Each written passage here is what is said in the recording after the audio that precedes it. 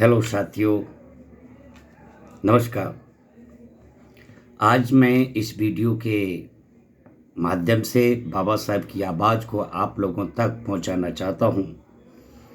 बाबा साहब ने रविवार 8 सितंबर 1935 को धर्मांतरण के संबंध में एक भाषण दिया था।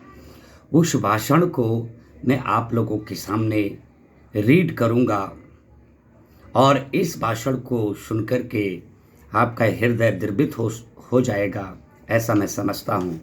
Thank you. आप लोग इसको गंभीरता से सुने।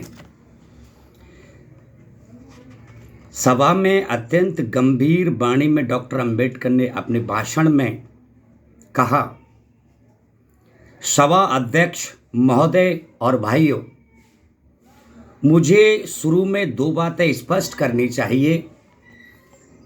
मैं पिछली साल दत्त जयंती के उत्सव में नहीं आ पाया था। इस वर्ष दत्त जयंती के उत्सव में भाषण देना उचित नहीं होगा। फिर भी रेवजी बुआ ने कहा, यह अंतिम उत्सव होगा, इस बात का भरोसा दिया है, इसलिए मैं यहाँ उपस्थित हुआ हूँ। इस जगह धर्मांतरण जैसे विषय पर बोलना उचित नहीं है, फिर भी मुझे कुछ बोलना ही चाहिए। मैंने धर्मांतरण के संबंध में कुछ विचार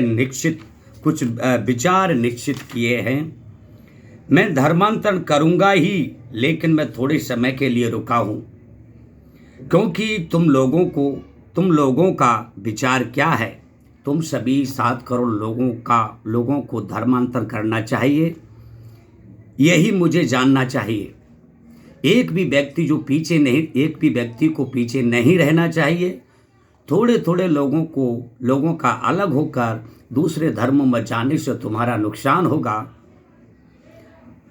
7 करोड़ लोगों को एकत्रित होकर धर्मांतरण करना चाहिए। यदि हम आपस में बंटकर 10,000 मुसलमान 10,000 क्रिश्चियन बनते हैं तो इससे हमारा नुकसान ही होगा। यदि आप में से कुछ लोग मेरे साथ दूसरे धर्म में नहीं आए, तब मुझे तुम्हारा हित साधना संभव नहीं होगा। यदि तुम सभी लोग मेरे साथ आए तो मेरे लिए तुम्हारा हित साधना संभव होगा। तुम सभी लोगों का एक ही निश्चय होना चाहिए। उसे समय लगेगा, तब तक मैं रुकने को तैयार हूं, लेकिन यह समय सिर्फ तुम्हें दिया है, इस प्रश्न लोगों को नहीं। सभी लोग मुझसे ही पूछते हैं। जहां तक तुमसे कोई पूछने नहीं आता होगा, मुझे बोलना पड़ता है। इसका अर्थ यह नहीं कि धर्मांतरण का निश्चय बदल जाएगा, ऐसा भी नहीं है। मेरा निश्चय अटल है, लेकिन तुम्हारा विचार क्या है यह समझना चाहिए। हिंदू धर्म कोई धर्म नहीं है, बल्कि यह तो एक रोग है, महारोग है। यह रोग हिंदुओं को हुआ है, हमें नहीं। उसके संसर्ग में आने से हम बाधित हो रहे हैं।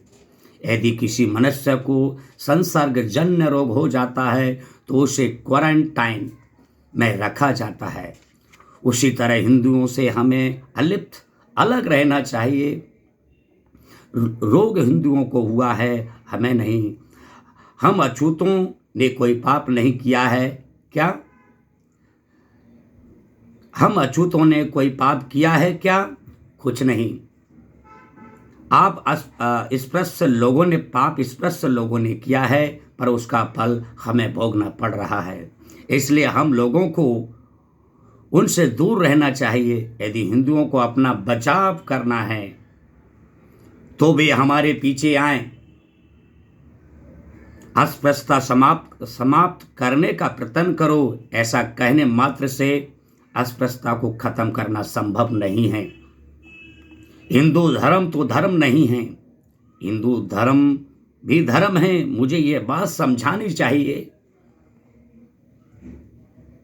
हिंदू धर्म जहर है, जहर से वह अमृत बन जाएगा, यह कभी संभव नहीं है। जिस धर्म के लोग अछूतों के साथ मानवीय आचरण नहीं करते, उससे उसे धर्म कैसे कहा जा सकता है? जहर को अमृत बनाने की कला किसी को आती हो तो मुझे बतलाए। जहर का अमृत होना संभव नहीं है। किसी पदार्थ को बनाते वक्त वह नमकीन बन जाए तो उसके प्रभाव को कम किया जा सकता है। खट्टा होने पर मीठा कर दिया जाता है, लेकिन जहर को अमृत करना संभव नहीं है। मैंने खुद खाना पकाना सीखा है। मुझे बहनों जैसा अच्छा खाना बनाना आता है। तुम्हें कतई मालूम नहीं होगा, यदि कोई काम धंधा नहीं मिला तो बावर्ची का काम करना आए। इसलिए मैं खुद खाना बनाने का काम सीखा है।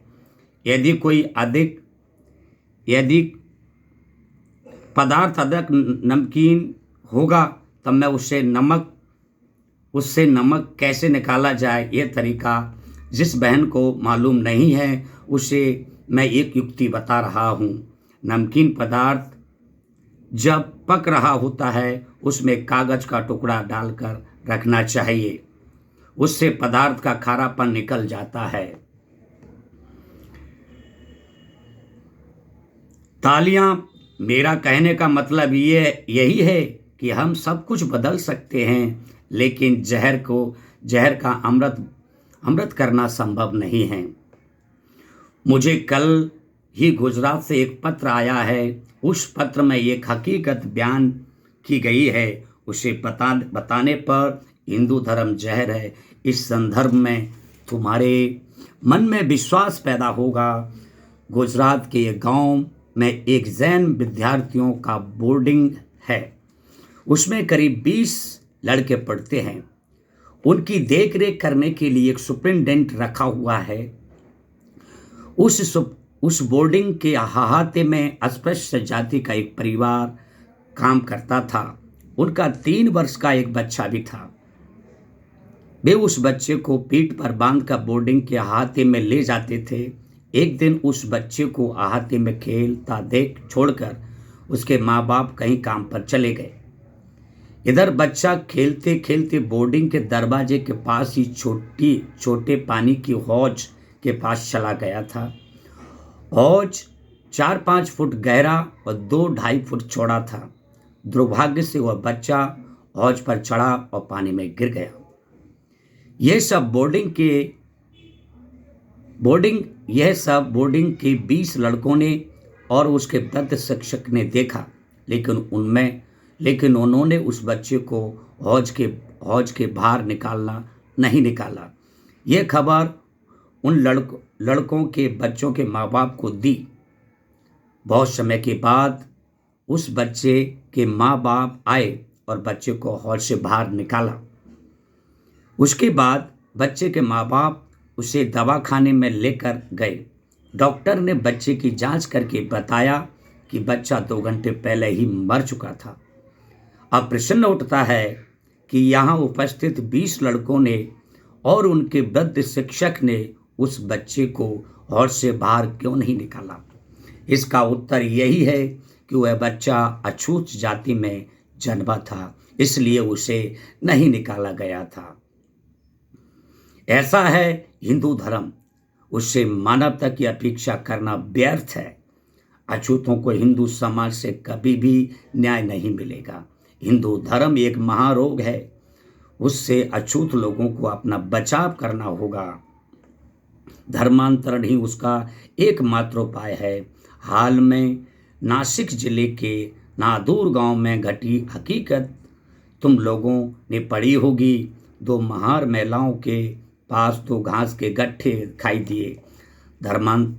धर्मांतर की घोषणा से चिढ़कर मराठों ने उन महिलाओं पर मराठों के खेत के घास लाने का आरोप लगाया।